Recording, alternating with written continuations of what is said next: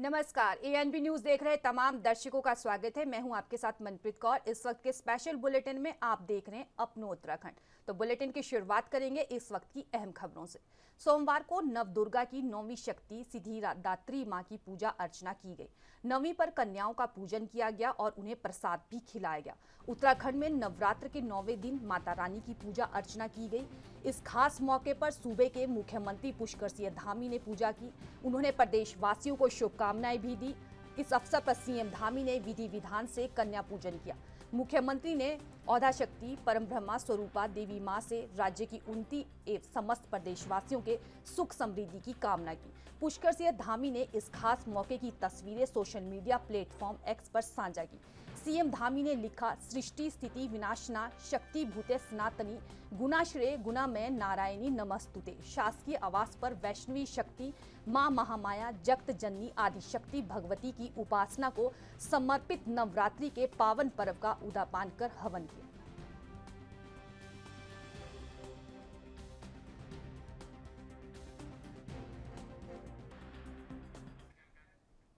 बढ़ते हैं अगली खबर की तरफ। मुख्यमंत्री पुष्कर सिंह धामी ने बंगाली कॉलोनी नानकमता पहुंचकर श्री मां दुर्गा मंदिर का लोकार्पण किया। इस अवसर पर मुख्यमंत्री ने मंदिर के सौंदर्यीकरण, नानकमता क्षेत्र के विकास हेतु मिनी मास्टर प्लान बनाने की घोषणा की। मंदिर परिसर पहुंचने पर क्षेत्रवासियों ने मुख्यमंत्री पुष्कर सिंह धामी को समृद्धि स्वरूप दुर्गा माता की प्रतिमा भेंट की। इस मौके पर सीएम धामी ने सभी को भक्ति और शक्ति के प्रतीक दुर्गा महोत्सव, शारदीय नवरात्र, विजयादशमी, भैया दूज, गोवर्धन पूजा, रामनवमी की हार्दिक बधाई और शुभकामनाएं दी। धामी ने कहा कि यह उनका सौभाग्य है कि उन्हें मां दुर्गा के इस भव्य मंदिर का उद्घाटन कर प्रदेशवासियों के लिए खुशहाली की कामना करने का सुअवसर प्राप्त हुआ है। उन्होंने बंगाली समाज का हृदय की गहराइयों से आभार व्यक्त किया। उन्होंने स्वामी विवेकानंद, गुरुदेव रविंद्रनाथ टैगोर, बंकिम चंद्र चट्टोपाध्याय, राजा राम मोहन राय सहित बंगाल के महान सपूतों को नमन किया, जिन्होंने समाज को एक नई राह दिखाई।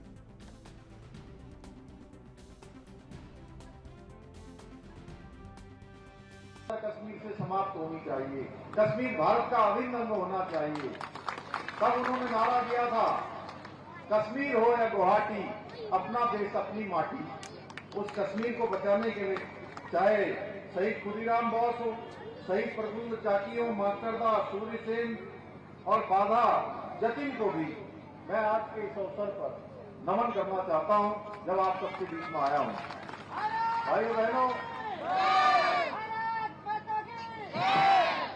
भाइयों बहनों, बंगाल की भूमि से निकले अनेकों महान व्यक्तियों ने जब जब जैसी समाज को आवश्यकता पड़ी, जब जब देश को उसकी आवश्यकता पड़ी, जब जब समाज को उनकी आवश्यकता पड़ी, शस्त्र और शास्त्र से, त्याग और तपस्या से उन्होंने समाज की भी सेवा की और मां भारती की भी सेवा की और देश को आजाद कराने के लिए भी वो कहीं पीछे नहीं रहते। हमेशा अग्रणी पंक्ति में उन्होंने अपना योगदान दिया। भाइयों बहनों, चेतना हो, अध्यात्म हो, विज्ञान हो या कला हो या संस्कृति हो, हर क्षेत्र में बंगाल ने देश को प्रगति की राह दिखाने का काम किया है।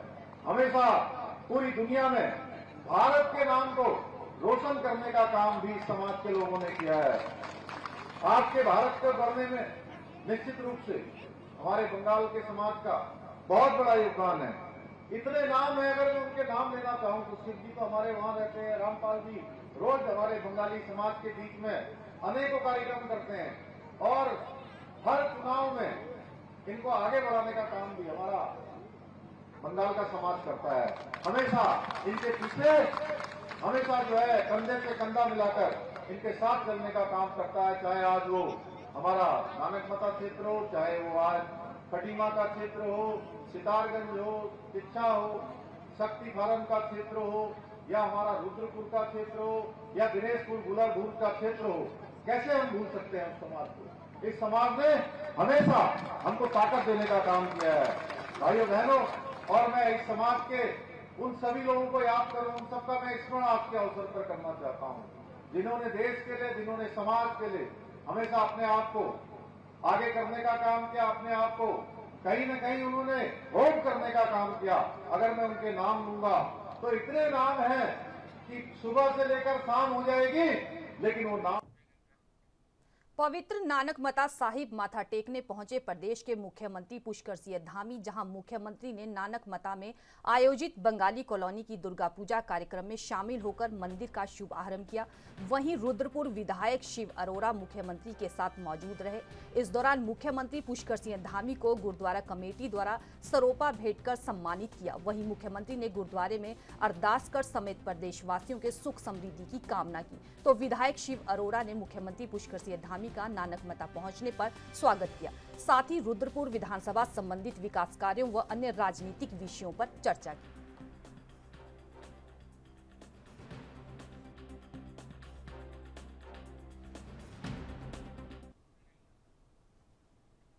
बढ़ते हैं अगली खबर की तरफ। देहरादून में आज कैबिनेट मंत्री रेखा आर्या ने मां सिद्धिदात्री को समर्पित महानवमी के इस पावन दिन पर केदारपुरम स्थित राजकीय शिशु सदन में 9 देवी स्वरूपा 9 कन्याओं की पूजा अर्चना की। मंत्री रेखा आर्या ने पहले कन्याओं के पांव पखारे व इसके बाद उन्हें चुनरी उड़ाकर माथे पर तिलक लगाया और उन्हें भोजन कराया। उन्होंने कन्या पूजन के पहले आदिशक्ति मां भगवती दुर्गा की पूजा अर्चना की। उसके बाद मां दुर्गा के विभिन्न 9 रूपों के प्रति कन्याओं की पूजा अर्चना की और विधि विधान और श्रद्धा और सम्मान का भाव रखते हुए इस कार्य को संपन्न किया। उन्होंने कहा कि भारतीय परंपरा में मातृशक्ति का सदैव सर्वोपरि स्थान रहा है और उसकी परंपरा को निर्वहन करते हुए इस पवित्र कार्यक्रम के साथ जुड़ने का सौभाग्य पूरे देशवासियों को प्राप्त होता है।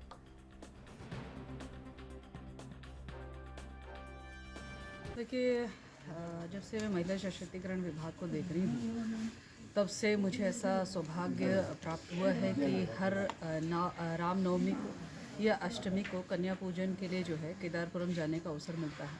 वहाँ हमारी ऐसी अनाथ छोटी बालिकाएं रहती हैं, वहाँ ऐसी बालिकाएं रहती हैं जो समाज से कहीं ना कहीं उत्पीड़ित होकर जो है वहाँ पहुँचती हैं। तो उन लोगों के मध्य में जाके उनका कन्या पूजन करते हुए निश्चित रूप से उनका भी मनोबल बढ़ता है और एक जो खुशी है हम सब की वो हम एक दूसरे से शेयर भी कर पाते हैं। तो आज नारी निकेतन में उन्हीं बच्चों के साथ में आज कन्या पूजन भी है और निश्चित रूप से माता रानी से उनकी कुशल क्षेम और वो सदैव आगे बढ़े इसकी कामना भी रहेगी।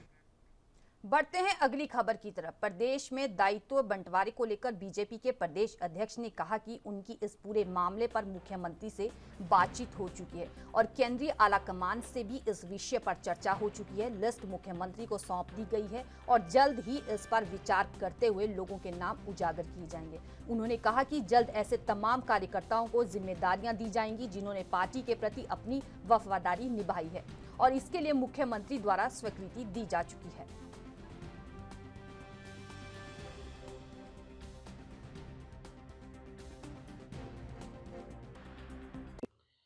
देखिए, मुख्यमंत्री से बातचीत हो चुकी है। हमने जैसे कहा कि प्रदेश ने अपनी सूची दे रखी है। माननीय मुख्यमंत्री के नेतृत्व में वार्ता करने के बाद अब सूची निकालने में प्रारंभ कर दिया है। बहुत जल्दी ऐसे अनेकों कार्यकर्ताओं को दायित्व से नवाजा जाएगा और उसके लिए मुख्यमंत्री संकेत भी किए। विधायक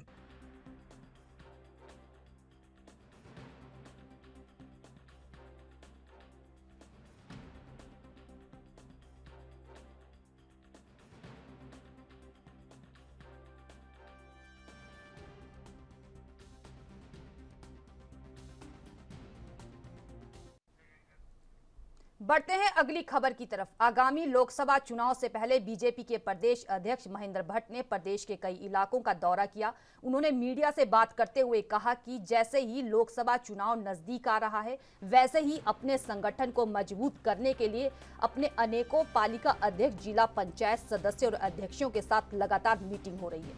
इसके साथ ही इन तमाम लोगों के लिए बड़े सम्मेलन करने पर पार्टी विचार कर रही है। उन्होंने यह भी कहा कि एससी, एसटी और अल्पसंख्यक समुदाय से जुड़े जितने भी आयोग और अध्यक्ष हैं उनसे भी बातचीत की जाएगी। जो भी सरकार की योजनाएं हैं वह उनके माध्यम से जनता तक पहुंचाई जाएगी।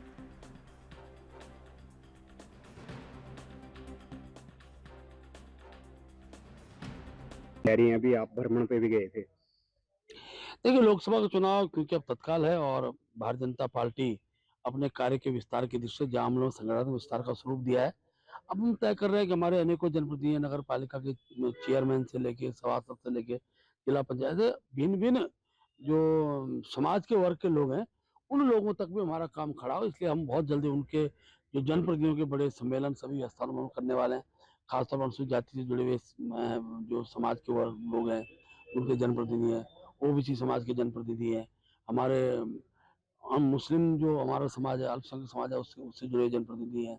इसके साथ साथ हमारे जो एसटी है, जनजाति क्षेत्र के जनप्रतिनिधि, उनके साथ बैठ के हम लोग चर्चा करेंगे और उनकी बातें सुनेंगे और पार्टी द्वारा, सरकार द्वारा उनके लिए जो योजनाएं बनाई गई उन योजनाओं का लाभ उन तक बढ़ते हैं अगली खबर की तरफ। बीजेपी प्रदेश अध्यक्ष के सीसनों के संबंध में दिए गए बयान पर कांग्रेस अध्यक्ष ने टिप्पणी करते हुए कहा था कि बीजेपी मानसिक संतुलन खो चुकी है, जिस पर बीजेपी प्रदेश अध्यक्ष महेंद्र भट्ट ने पलटवार करते हुए कहा, करण महाराज जिस पार्टी के प्रदेश अध्यक्ष हैं उसके राष्ट्रीय नेता आलू से सोना बनाने का काम करते हैं। इससे उनके मानसिक संतुलन का अंदाजा लगाया जा सकता है। जिस पार्टी के राष्ट्रीय नेताओं का मानसिक संतुलन जैसा होता है उसके प्रदेश अध्यक्ष का भी मानसिक संतुलन वैसा ही होगा।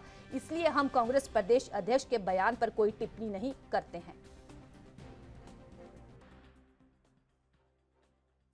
सामान्य अध्यक्ष के बयान में समाचार पत्र में पढ़ रहा था तो मुझे लगता है कि कांग्रेस के जैसे राष्ट्रीय नेता का मानसिक संतुलन रहता है वही प्रदेश के नेताओं का भी होता है। आलू से सोना बनाना, और अब तो मुझे लगता है उनका संतुलन ठीक होने लग गया है। अब उनके वरिष्ठ नेता कहने लग गए हैं कि राजस्थान है, जहाँ जहाँ उनकी सरकारें हैं उन जगह कांग्रेस हारने जा रही है। तो संतुलन बिगड़ना, संतुलन ठीक होना ये कांग्रेस का आंतरिक विषय रहता है। मेरे बारे में उन्होंने जो टिप्पणी की है वो टिप्पणी में कोई प्रतिक्रिया नहीं दूंगा, लेकिन इतना जरूर कहूंगा कि भगवान करे कांग्रेस का मानसिक संतुलन जैसा आजकल ठीक हो रहा है, सब जगह हारने का बयान उन्होंने दे दिया है, ये बयान उनका।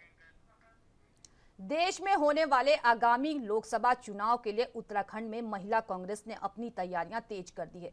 पार्टी की महिला विंग की प्रदेश अध्यक्ष ज्योति रोतेला ने कहा कि लोगों का झुकाव और रुझान अब कांग्रेस की ओर बढ़ रहा है। उन्होंने यह भी कहा कि लोकसभा में कांग्रेस बहुमत के साथ पहुंचेगी। बीजेपी ने लोगों से बड़े बड़े वादे किए और सत्ता में पहुंचने के बाद कुछ नहीं किया। यही वजह है कि लोगों को अब बीजेपी में मोह भंग होने लगा है।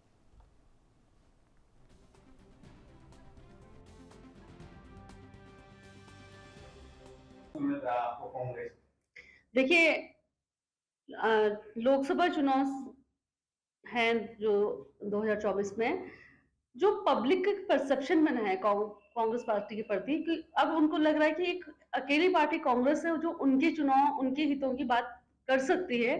क्योंकि भाजपा बड़े बड़े नारे देके सत्ता में तो आ गई, लेकिन आज ना भाजपा उनके बेटे की रोजगार की बात कर रही है, ना महंगाई की बात कर रही है, ना महिला सुरक्षा पे बात कर रही है। हर व्यक्ति आज भाजपा की सरकार से परेशान है और हम लोग जैसे जैसे हम लोग लोगों के बीच में जा रहे हैं और हम लोग लोगों के बीच में जो यात्रा कर रहे हैं उससे लोगों का जो प्यार, जो सपोर्ट हमें मिल रहा है, मुझे पूरा विश्वास है कि 2024 की लोकसभा में कांग्रेस पार्टी भारी मतों से विजयी होगी। को न्याय दिलाने में मसले को लेकर जो प्रयास से आपने अभियान की शुरुआत की, कैसा रहा अभियान, इसका कैसा रिस्पॉन्स मिला जनता का? देखिए, हम लोगों ने जो अंकिता भंडारी के लिए महिला स्वाभिमान न्याय यात्रा निकाली, देवप्रयाग से हम लोगों ने शुरू करी।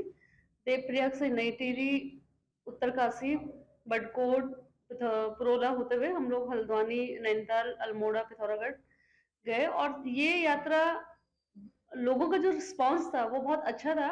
और हर व्यक्ति, हर भाई, हर महिला, हर माँ ये जरूर चाहती है कि अंकिता भंडारी के साथ न्याय हो। और वो हमको ये बोले हैं इस बार लोग कि इस वक्त जब भी आप हमें बोलोगे, जिस वक्त भी आप बोलोगे, जहां भी आप बोलोगे, हम सब लोग दुगनी ताकत के साथ आपके साथ खड़े होंगे और अंकिता का न्याय लेके रहेंगे। खबरों का सिलसिला जारी रहेगा। रुकते हैं छोटे से ब्रेक के लिए, फौरन लौटेंगे।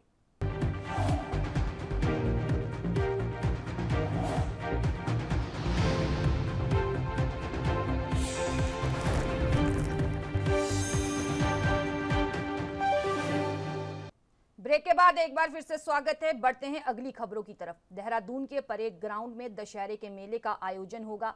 वहीं एसएसपी देहरादून अजय सिंह ने जानकारी देते हुए बताया कि मेले में मुख्यमंत्री पुष्कर सिंह धामी शामिल होंगे और साथ ही बताया कि इस दौरान कई विधायक भी कार्यक्रम में शामिल हो सकते हैं, जिनकी सुरक्षा को लेकर इंतजाम किया जा रहा है। मेले में दूर दूर से लोग आते हैं, ऐसे में राजधानी देहरादून पुलिस का फोकस यातायात व्यवस्था पर भी है, ताकि आम लोगों को किसी भी प्रकार की परेशानी का सामना ना करना पड़े। आपको बता दें कि राजधानी देहरादून में कल होने वाले दशहरे मेले को लेकर तैयारियां चल रही हैं।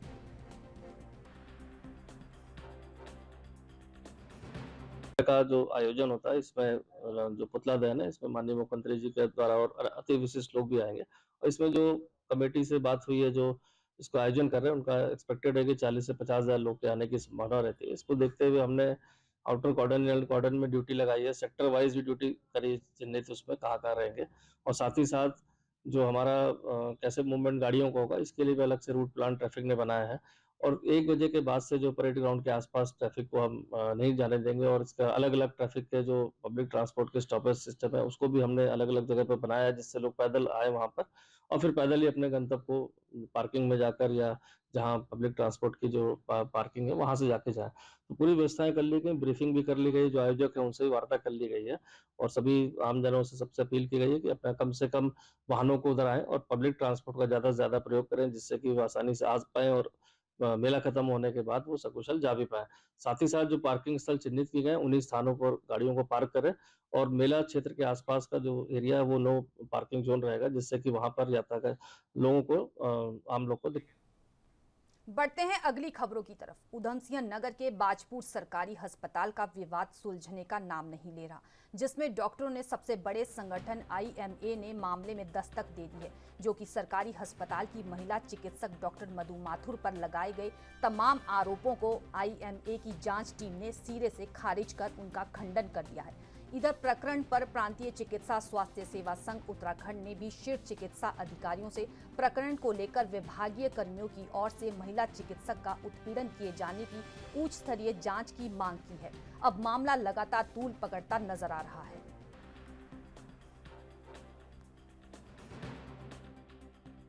डॉक्टर साहब, जिस तरह से कि आपके ऊपर कुछ आरोप लगे हैं, क्या है पूरा मामला? आप क्या कुछ कहना चाहेंगे? इसमें मैं बस इतना कहना चाहूंगी कि तथाकथित कुछ लोग के द्वारा लगातार मेरी छवि को धूमिल किया जा रहा है और मेरे 28 साल के निरंतर ईमानदारी और सत्यनिष्ठा से किए गए कार्य पर सवाल उठाए जा रहे हैं, जिसके लिए मेरे द्वारा शासन में लेटर लिख के इसकी निष्पक्ष जांच की मांग की गई है। हाँ, मेरी यूनियन के द्वारा भी IMA और प्रांतीय संघ द्वारा इस पूरे प्रकरण को देखा और समझा गया है और उन्होंने दोनों के द्वारा लिखित खंडन किया गया। किस तरह से ये लगातार पीछे हैं और लगातार मेरी छवि को पिछले 5-7 दिन से तो बहुत ज्यादा ही खराब करने में लगे हैं। मुझे लग रहा है ये मुझे लीगल एक्शन लेने के लिए बाध्य कर रहे हैं। देखिए, कुछ दिनों से विभिन्न माध्यमों से जो है मुझे इस तरह की शिकायती पत्र जो है वो प्राप्त हुए, उनके माध्यम से भी मुझे इस तरह की चीजें संज्ञान में आ रही हैं कि कुछ वहाँ पे जो डॉक्टर साहब हैं गायनोकोलॉजिस्ट, उनके द्वारा कुछ व्यवहार उनका ठीक नहीं है, कुछ अभद्र व्यवहार किया जाता है और इस तरह की शिकायतें मेरे संज्ञान में आई तो मेरे द्वारा बात की गई, डॉक्टर साहब से बात की गई, जो CMS हैं वहाँ पे डॉक्टर पंकज बात उनसे बात की गई और जो प्रकरण आया था कि एक रिपोर्ट आने से पहले ही ये बता दिया गया था कि किसी प्रेग्नेंट लेडी को बच्चा उसका मर गया है, गर्भ में मर गया है, तो उसके बारे में बात की गई थी। तो उनसे स्पष्टीकरण लिया गया, तो लिखित में उनका स्पष्टीकरण प्राप्त हुआ है जिसमें उन्होंने इस तरह के डॉक्यूमेंट लगाए हैं जिससे ऐसा लगता है कि वो जो जानकारी दी गई है, जो आरोप लगाए गए हैं वो उसमें गलत आरोप लगाए गए हैं। जहाँ तक व्यवहार की बात है तो इसमें मैंने विभिन्न माध्यमों से प्राप्त कर मामला एक प्रकरण कोई सामुदायिक स्वास्थ्य केंद्र बाजपुर हमारे यहाँ जो है वहाँ पे महिला चिकित्सक हैं डॉक्टर मधु माथुर, जिन्होंने 13 तारीख को इसी महीने की 13 तारीख को एक पत्र लिख के IMA से एक अनुरोध किया कि उनके खिलाफ कोई प्रोपेगेंडा जैसा कुछ या फिर दुष्प्रचार जैसा कोई चला रहा है जिसमें उन्हें बदनाम करने की और उनके कार्य ना करने में या उसमें बाधा पहुंचाने की कोशिश की जा रही है बार-बार। तो किसी एक मामले को लेके उनको ज़्यादा परेशान किया जा रहा है। उस मामले से संबंधित वो अपने पर्चे और अपने जितने भी दस्तावेज़ सब लेके आए थे। तो हम लोगों ने एक अपनी एक कमेटी बनाई, एक मीटिंग रखी। उस मीटिंग के अंदर नगर के सीनियर फिजिशियन डॉक्टर्स का एक ने उन जाँचों को परखा, उन दस्तावेज़ों को परखा और उसमें पाया कि ऐसा कोई मामला बनता नहीं है कहीं भी या ऐसी कोई गड़बड़ी नहीं पाई गई जिसके लिए उन्हें। बढ़ते हैं अगली खबर की तरफ। राजधानी देहरादून में बहुत से ऐसे कमर्शियल वाहन हैं जो नंबर प्लेट लगाने के मानकों की अनदेखी कर रहे हैं। ऐसे वाहन स्वामियों के खिलाफ आरटीओ की ओर से कार्रवाई की जा रही है। देहरादून के आरटीओ सुनील शर्मा ने इसको लेकर कहा कि जो भी कमर्शियल वाहन है, चाहे वो प्राइवेट सेक्टर में चल रहे हैं या फिर उनकी सरकारी विभागों में लगाया गया, सभी जगह नियमों के अनुसार उन्हें पीली प्लेट लगानी जरूरी है। अगर कोई वाहन स्वामी इसकी अनदेखी करता है तो उसके खिलाफ कार्रवाई की जा रही है और बहुत सारे लोगों के चालान भी किए गए हैं। आरटीओ देहरादून ने साफ किया कि गाड़ी में कौन व्यक्ति बैठा है यह कोई मायने नहीं है, नियमों की अनदेखी करने वालों के खिलाफ कार्रवाई की जाएगी।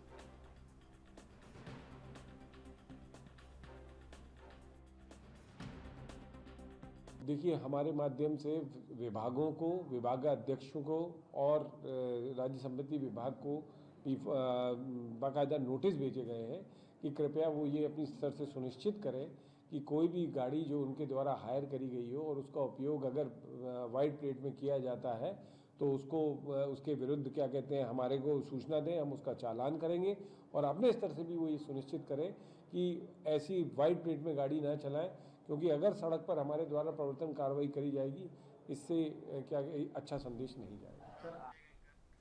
बढ़ते हैं अगली खबर की तरफ। देहरादून के परेड ग्राउंड में विजयदशमी के दिन बन्नू बिरादरी दशहरा कमेटी की ओर से रावण दहन कार्यक्रम होना है, जिसकी तैयारियां जोरों शोरों पर चल रही है। दशहरा पर्व को लेकर पुलिस ने यातायात प्लान जारी किया है। मेले के दौरान परेड ग्राउंड के चारों ओर 0 जोन रहेगा। इस दौरान कोई भी वाहन क्षेत्र में नहीं आ सकेगा। इसके साथ ही पुलिस ने 3 अलग अलग रूट के लिए पार्किंग भी चिन्हित की है। 6 जगह बैरियर पॉइंट बनाए गए हैं। साथ ही विक्रमो और सिटी बस के रूट भी डाइवर्ट रहेंगे। अनुज आर्य सीओ ट्रैफिक ने रूट डाइवर्ट के बारे में जानकारी देते हुए कहा कि कल 3 बजे से रूट डाइवर्ट के अनुसार ट्रैफिक चलेगा।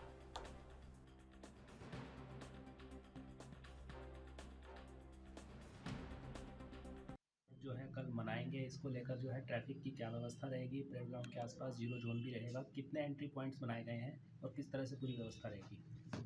कल दिनांक विजयदशमी और दशहरा के अवसर पर परेड ग्राउंड के चारों ओर 0 जोन रहेगा और जो रूट्स कुछ हैं जो डाइवर्ट रहेंगे, कुछ पॉइंट्स पे हमारे बैरियर्स रहेंगे। जैसे हमारे सर्वे चौक से परेड ग्राउंड की तरफ कोई ट्रैफिक नहीं आएगा, ओरिएंट से भी ट्रैफिक परेड ग्राउंड की तरफ नहीं भेजा जाएगा, दर्शन लाल चौक से भी परेड ग्राउंड की तरफ ट्रैफिक नहीं जाएगा। इसी प्रकार बुद्धा चौक से भी ट्रैफिक को डाइवर्ट किया जाएगा। डाइवर्जन का समय लगभग 3 बजे से हम लोग इसको प्रारंभ कर देंगे, जिससे परेड ग्राउंड के चारों तरफ 0 जोन सुनिश्चित हो पाएगा। पार्किंग की क्या व्यवस्था रहेगी, इसके अलावा जो विक्रम है और सिटी बस है उनके लिए क्या रूट तय किए गए हैं। पार्किंग हमारे पास जो व्यक्तिगत वाहनों से लोग आएंगे उनके लिए रेंजर्स ग्राउंड, मंगला देवी इंटर कॉलेज और ये लॉर्ड वेंकटेश जो वेडिंग पॉइंट है सुभाष रोड पे, इस पे पार्किंग की व्यवस्था रहेगी। और विक्रम और बसों को आवश्यकता अनुसार जो हमने रूट पहले भी सर्कुलेट किए हैं उनके अनुसार डाइवर्ट किया जाएगा। नैनीताल जिले के हल्द्वानी और रामनगर में जमीन की खरीद बिक्री के लिए रेरा के नियम पर रोक लगी हुई है, लेकिन हल्द्वानी के गोलापार क्षेत्र में जहां रेरा नियम लागू नहीं होता है, प्रशासन ने वहां पर भी रेरा नियम का हवाला देते हुए अभी भी जमीनों की बिक्री पर रोक लगा रखी है। जिस बारे में इस सबको लेकर क्षेत्र के लोगों ने डीएम नैनीताल वंदना सिंह से गुहार लगाई और कहा कि प्रशासन के द्वारा जो क्षेत्र रेरा नियम के अंतर्गत नहीं आता है, उन क्षेत्र में प्राधिकरण ने अब भी उनकी जमीन की बिक्री पर पाबंदी लगा रखी है, जो नियमों के विरुद्ध है। गोलापार क्षेत्र के पीड़ित लोगों ने कहा कि पूर्व में युवा किसान संघर्षण समिति के साथ देहरादून में हुई वार्ता में मुख्यमंत्री पुष्कर सिंह धामी ने इस बात का आश्वासन दिया था कि भाबर की भौगोलिक परिस्थितियों के आंकलन के लिए प्रशासन और किसानों की 10 सदस्यीय कमेटी 6 माह में अपनी रिपोर्ट शासन को सौंपेगी। तब तक हल्द्वानी और रामनगर ब्लॉक में जमीन की बिक्री और खरीद के लिए रेरा का नियम लागू नहीं किया जाएगा। वहीं इस पूरे मामले को लेकर नैनीताल जिला अधिकारी वंदना सिंह ने मामले की पूरी जानकारी लेने के बाद कार्रवाई का भरोसा दिया है।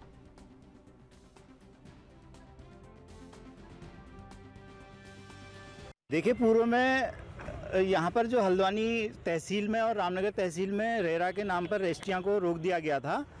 उस संबंध में मुख्यमंत्री महोदय से देहरादून में वार्ता हुई थी और उन्होंने आश्वासन दिया था कि यहाँ पर सुचारू रूप से रजिस्ट्रियाँ पहले की तरह 6 महीने के लिए खोल दी जाएंगी और जिसका कि ये प्राधिकरण के तरफ से जो चालानी कार्रवाई प्राधिकरण क्षेत्र से बाहर की गई थी, उन गाँवों में अभी तक रजिस्ट्रियाँ नहीं हुई हैं और आप तहसील प्रशासन से पूछ लीजिए और वहाँ पर कोई रजिस्ट्रियाँ नहीं हो रही हैं। आज हम इसी बाबत यहाँ जिलाधिकारी महोदय और एडीएम साहब से मिलने आए हैं ताकि ये रेस्क्यू को सुचारू रूप से कराया जा सके। बिल्कुल इस बात से तो यही लागू होता है, क्योंकि 15 दिन हो गए हैं उस बात को लेके जब ये आश्वासन मिला था और अभी भी सुचारू रूप से नहीं की गई है। इस तकनीकी खामियों को इन्होंने दूर करना चाहिए। हम ये इनसे रिक्वेस्ट करने के लिए आए हैं। कौन सा क्षेत्र है जहाँ पर ये रस्सियाँ रोकी गई? रस्सियाँ जो रोकी गई हैं ये क्षेत्र है, देखिए मैं आपको लिस्ट लेके आया हूँ। सब उसके बाहर की क्षेत्र की हैं, ये प्राधिकरण क्षेत्र के बाहर। इसमें नरीपुर लामा चौड़ है,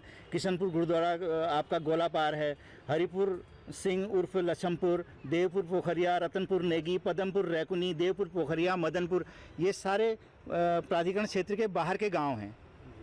आपका नाम? मेरा नाम चारूचंद गुर्रानी। जो है हम लोग बिल्कुल फेयर सुनवाई करेंगे और अगर किसी के कोई लीगल राइट नहीं बनते, सारे प्रोज एंड कॉन्स देखने के बाद कहीं पर पानी की व्यवस्था नहीं हो पा रही थी, कहीं पर चारे का इशू आ रहा था, कहीं बहुत दूर पड़ता है तो ट्रांसपोर्टेशन तो उसकी 500 से ज्यादा की होगी, 2-2,500 तक की क्षमता रहेगी। वो लैंड पूर्ण हो गई है।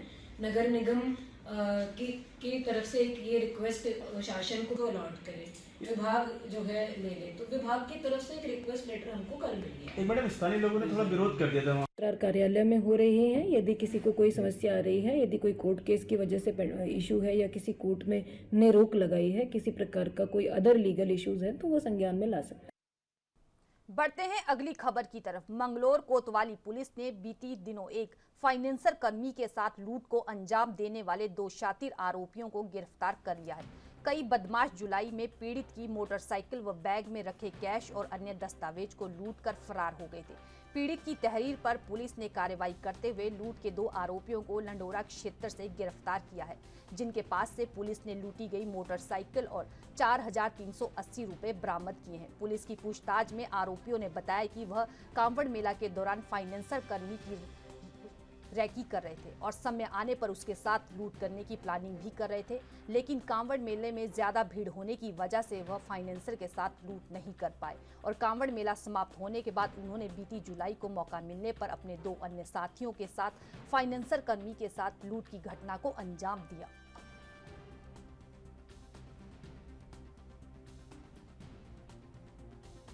जुलाई 20 जुलाई को जो है एक लूट हुई थी।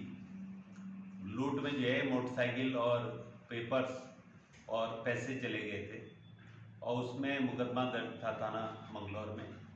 मंगलौर पुलिस द्वारा जो है कल इस मुकदमे का खुलासा किया गया है, जिसमें निक्की और मनीष ये लक्सर क्षेत्र के हैं, इनको गिरफ्तार किया गया है। 2 इनके और साथी थे, उनकी तलाश की जा रही है और लूट में जो मोटरसाइकिल गई थी वो भी रिकवर कर ली है और करीब 4,000 रुपए जो लूट के थे वो रिकवर कर लिए। फिलहाल अपनो उत्तराखंड के स्पेशल बुलेटिन में इतना ही। तमाम बड़ी खबरों के लिए देखते रहिए ANB न्यूज़। नमस्कार।